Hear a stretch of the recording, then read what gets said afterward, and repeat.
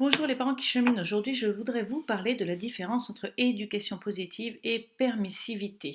Et la raison pour laquelle j'avais envie de vous parler de ça, c'est parce que j'ai reçu un message de Julie qui est inscrite aux 39 astuces d'éducation positive et qui apprend peu à peu à avancer sur le chemin de la parentalité positive en appliquant ces astuces. Elle dit que les astuces, tout comme les principes d'éducation positive, lui parlent beaucoup puisque elle est très attachée en particulier à développer la confiance en lui de son fils de 2 ans et demi et que c'est d'autant plus important pour elle qu'elle sent qu'elle a elle-même manqué de confiance en elle, qu'elle a été une petite fille sage, qui n'avait pas tellement droit à la parole, qui n'a pas fait de crise d'adolescence et qui encore aujourd'hui attend un petit peu qu'on lui dise quoi faire, sinon elle se sent un peu perdue. Donc, euh, Julie, pour toi, c'est vraiment un sujet important, cette confiance en soi, et tu as l'impression que tu as reçu l'idée que l'éducation positive, comme elle écoute l'enfant, lui permet de s'écouter lui-même et donc de grandir en confiance en lui. Et tu as tout à fait raison, c'est vrai, c'est-à-dire que aider quelqu'un, quel qu'il soit, enfant ou adulte, à écouter ce qui se passe pour lui et ne pas mépriser, rabaisser ce qu'il ressent, ce qu'il vit, ses opinions, ça l'aide à développer sa confiance en lui, en soi. Donc ça, c'est vraiment un point important. En revanche, il est très important de faire la différence entre le fait d'écouter ce qui se passe pour quelqu'un et le fait de résoudre la situation ou de répondre à toutes ses envies. D'accord? Donc, on peut tout à fait recevoir le fait que l'enfant a des envies particulières sans forcément lui concéder ces envies-là. Et c'est pour ça que je fais le lien avec cette idée de permissivité.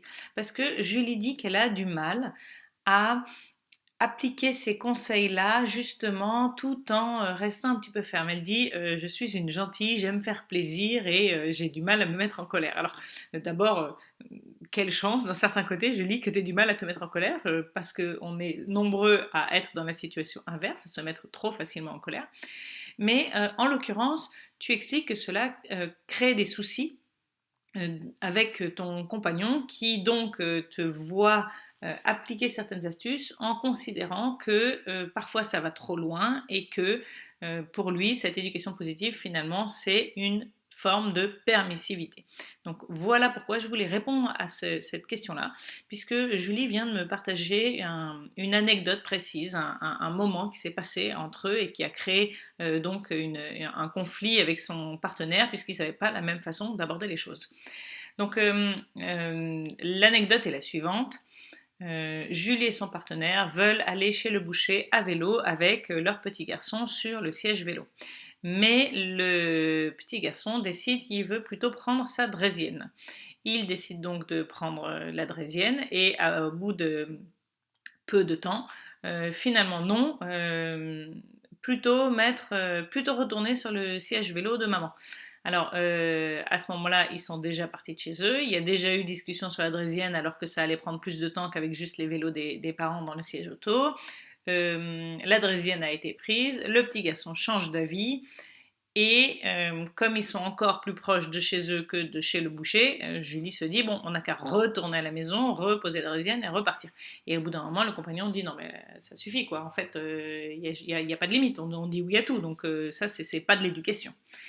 Voilà le point de départ de cette conversation. Alors, quelque chose sur lequel je voudrais insister, qui est très important avant même de parler de éducation positive ou permissivité, c'est de dire que souvent dans un conflit, en l'occurrence dans le conflit entre Julie et son compagnon, dans un conflit, on tourne en boucle sur des variations de j'ai raison et tu as tort.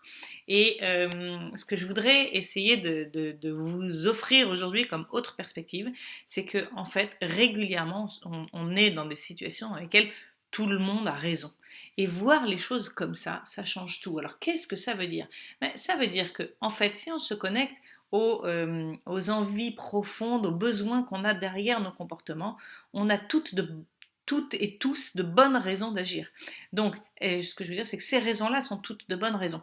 Donc, par exemple, Julie, en écoutant son fils, en voulant suivre ses envies, etc., elle a une aspiration à justement changer le mode imposition dans lequel on est régulièrement dans notre société en termes d'éducation, et elle aspire à l'aider à développer sa confiance en lui en pouvant justement avoir son libre arbitre, imposer son point de vue, etc.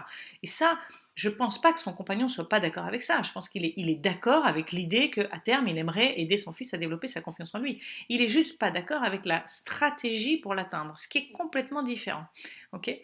Alors, à l'inverse, le compagnon de Julie, lui, il a un besoin fondamental qui est de justement poser ses limites, de se respecter lui-même également, parce que lui n'a pas envie de se lancer dans toute une conversation avec son fils, puis de finalement, une fois que le choix a été fait, retourner à la maison pour reposer, etc.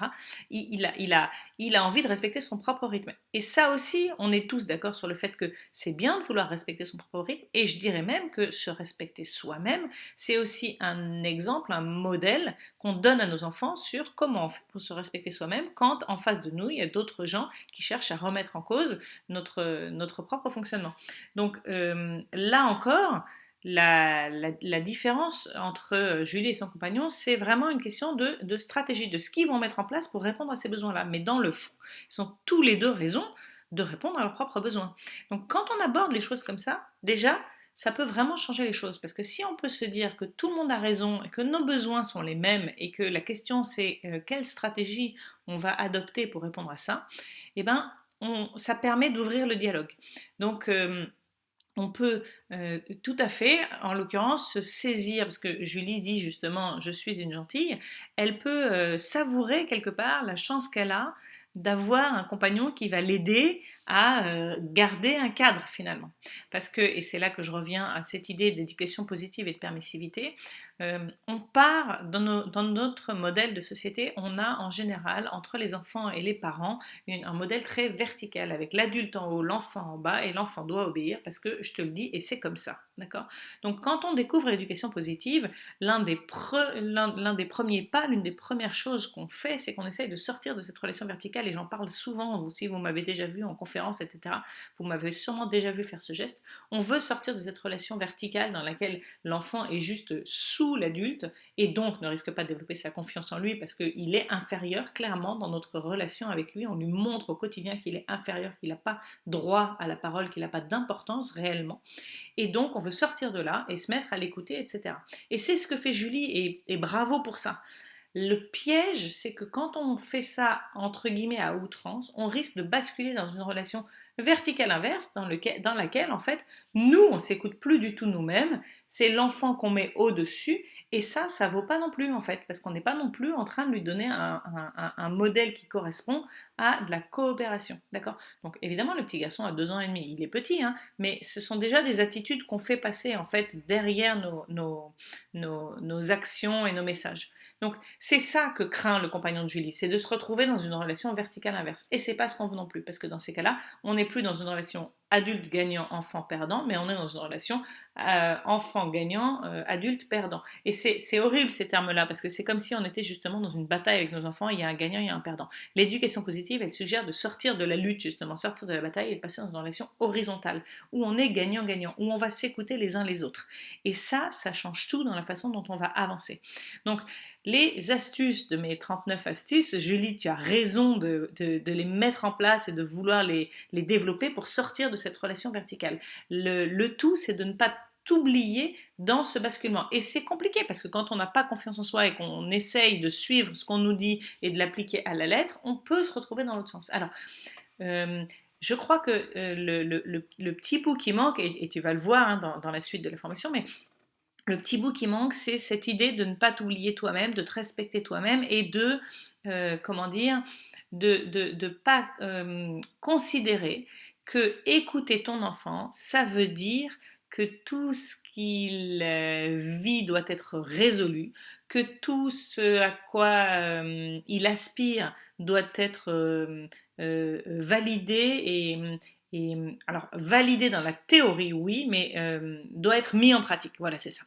En CNV, communication non violente, on dit qu'il est important d'identifier ses besoins, mais ça ne veut pas dire qu'on va systématiquement les nourrir. Et en fait, elle est là la différence. Donc, ce qui va vous permettre d'installer une relation horizontale, gagnant-gagnant avec votre enfant, c'est d'écouter ce qui se passe pour lui, beaucoup plus que ce qu'on fait habituellement, d'accord? Mais d'écouter également ce qui se passe pour vous. Et ça, on n'a pas appris à le faire. Et c'est ce qui arrive à Julie qui dit, j'arrive pas à me mettre en colère. Elle ne sait pas encore écouter ce qui se passe pour elle. Et ça, peut-être que finalement, ton compagnon, il peut t'y aider parce que lui, il a cette aptitude quelque part à écouter ce qui se passe pour lui. Alors, on va sortir de l'imposition en disant non, tu prends pas ta draisienne et c'est tout parce que c'est comme ça. On va écouter ce qui se passe pour l'enfant. Pour autant, ça ne veut pas dire qu'on va lui concéder et répondre à tout ce à quoi il aspire lui. D'accord?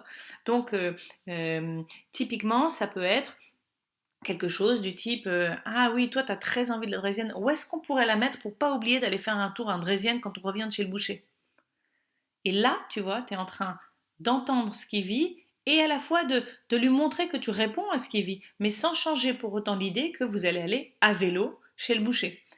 Je ne sais pas si cette distinction te parle, Julie, et puis tous les parents qui nous écoutent, parce que je pense qu'on a tous fait face à des situations comme ça et ça revient encore et c'est important d'y réfléchir. Mais c'est ça en fait l'idée. Et puis si on est à l'étape suivante et que l'enfant finalement décide qu'il n'a pas trop envie de sa draisienne, on peut recevoir cette information. On peut dire ah, c'est compliqué, parfois on fait des choix et puis finalement on a envie de changer d'avis. Et on va quand même l'aider en lui disant par exemple est-ce que ce serait plus facile de faire d'abord le pied droit ou d'abord le pied gauche quand tu pousses sur ta draisienne? Quel est le pied qui est le plus facile? Et hop, on le remet sur l'idée de draisienne, c'est-à-dire qu'on l'encourage à persévérer, à faire face aux difficultés de la vie. On a entendu ce qu'il vivait, on reçoit ce qu'il vit, on lui dit pas « Oh, mais ça suffit, t'arrêtes pas de changer d'avis » et on le diminue pas, on arrête de le laisser dans une position inférieure. Et pour autant, ça ne veut pas forcément dire c'est possible aussi hein, de décider de retourner chez soi pour repousser la draisienne. Je ne dis pas qu'il faut jamais céder à un enfant, je ne suis pas dans une lutte. Ce que je dis, c'est d'être dans une relation justement horizontale dans laquelle on s'écoute aussi. Donc peut-être que Julie, c'est ce qu'elle fait, puisque elle dit que ça ne lui pose pas de problème de retourner. Mais c'est ok si on entend aussi le besoin, en l'occurrence du compagnon, qui est, l'idée n'est pas non plus de faire tout ce que l'enfant veut. Et effectivement, l'éducation positive, ce n'est pas la permissivité, c'est respecter l'enfant et c'est aussi se respecter soi-même. Et du coup, on va avec ça lui montrer aussi comment on fait pour se respecter soi-même, mais avec bienveillance, avec douceur, tout en écoutant l'autre et sans le rabaisser. Voilà, j'espère que toute cette discussion à partir de cet exemple, et je te remercie Julie de nous l'avoir fourni, vous aidera à voir un peu comment faire cette différence entre l'éducation positive, bienveillante, et cette bienveillance qu'on cherche à apporter au quotidien à nos enfants, et à la fois réussir à se respecter soi-même pour être dans un rapport un peu plus horizontal avec nos enfants. Pensez à partager ce contenu avec d'autres parents que ça pourrait intéresser. Et si vous voulez également faire vivre des astuces au quotidien dans votre famille, inscrivez-vous à la formation 39 astuces d'éducation positive que vous trouverez sur la page formation du blog lesidoitsdelamain.com. À bientôt!